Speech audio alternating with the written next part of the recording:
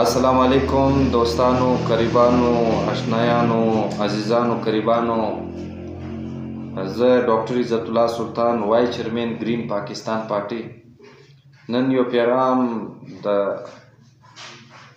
راوړی دی ستاسو دپاره او سپیشل د 24 کروڑ عوام دپاره چې کم ظلم روان دی په دې پاکستان کې د پښتنو سره او په سیند په بلوچستان کې ټول پاکستان کې دا خلک دي چې د دې وطن دپاره د انسانیت دپاره دفاع یې کړې ده، قربانیان یې ورکړي دي. نن هغه قرباني ستا هېرې شوې، نن داسې ظلم کوي. نو د ظلم زه د حق ورسچ سره یم. د ظالم ته دا وایم چې تاسو به ظلم موږ خلاف یو. نو موږ پرایم منسټر د وزیر اعظم پاکستان څخه اپیل کوو دغه مسله ته خپل حل کړي. داسې ظلم خو په فلسطین کې هم نه دی شوی، اوس چې جاري دی، کله دلته په پاکستان د پښتنو سره انسانو سره کېږي. نو لہذا موږ دا غواړو چې راسې دا وطن یو قوم جوړ کړو. موږ خو پردي خپلول، تا خو خپل پردي کړه. نو نن د افسوس دا څوک کوي؟ د چا په اشاره باندې د دې ملک څوک دشمن دی؟ لا د دې پښتنو د انسانیت دشمن دی، هغه زما هم دشمن دی. ولې مسلمان انسان هغه همدرده دی. بیا موږ پښتانه پرامن خلک یو، دې وطن ته، دې انسانیت ته، دې قوم ته موږ قربانیان یې ورکړي دي. نو کم ظلم چې دلته روان دی، دا ظلم چې بند شي په زور. او زموږ کم پارټي د گرین پاکستان، زه یې وای چیرمن، ولې موږ حق ورسچ سره سات ورکوو، د ظالم سره سات نه ورکوو. ولې د ظلم نظام نسي چلېدی او د کور پر نظام چلېدی شي. نو لہذا د دې مسله ورحل یې کړي، دا ظلم مه کوئ. موږ خو دا وطن جوړو، دا قوم جوړو او 24 کروڑ عوام ته دا اپیل دی او دا پیغام ورته وایم چې تاسو یو قوم جوړ شئ، راسئ اتفاق او احتیاط وکړو.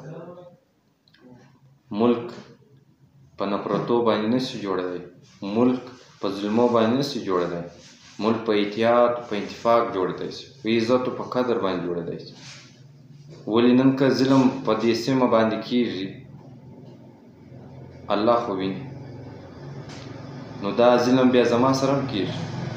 موږ ته پښتانو او 24 کروڑ عوام ته خاص دا تاسو به یو قوم جوړېږي، باشعوره قوم به جوړېږي. او پښتنو ته مې دا خواست چې تاسو یو قوم اتحاد او اتفاق وکړئ، باشعوره قوم جوړ شي. نو د دنیا یو طاقت تاسو ته شکست نشي درکولی. پښتانه هغه قوم دی چې هغه غیرت قوم دی، هغه وفادار قوم دی، هغه پرامن قوم دی، هغه قرباني والا قوم دی. نن څنګه ظلم روان دی، دا ډېر د افسوس وخت. نو هر چا سره کم ظلم کېږي، ناجایزه کېږي، گرین پاکستان پارټي دا ستاسو سره د ولاړه ده. د انسانیت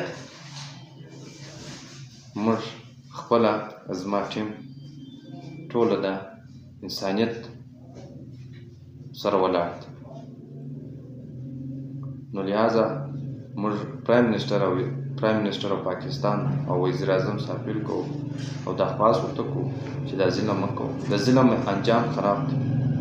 په ظلم باندې قومونه نشي جوړېدلی، په ظلم باندې آبادیانې نه راځي. موږ خو پردي خپلول، تا خپل پردي کړه. نبی علیه اسلام به کفار ته هم دعاوې کول چې هغه اسلام قبول کړي، د جهنم بچاو شي، جنت ته ولاړ شي. د مسلمان او د انسان به ډېر غټ سوچ وي چې کوم ظلم زما د قریبانو، آشنایان او زما عزیزانو سره پښتنو سره کېږي، دا خو در برداشت ووته. نو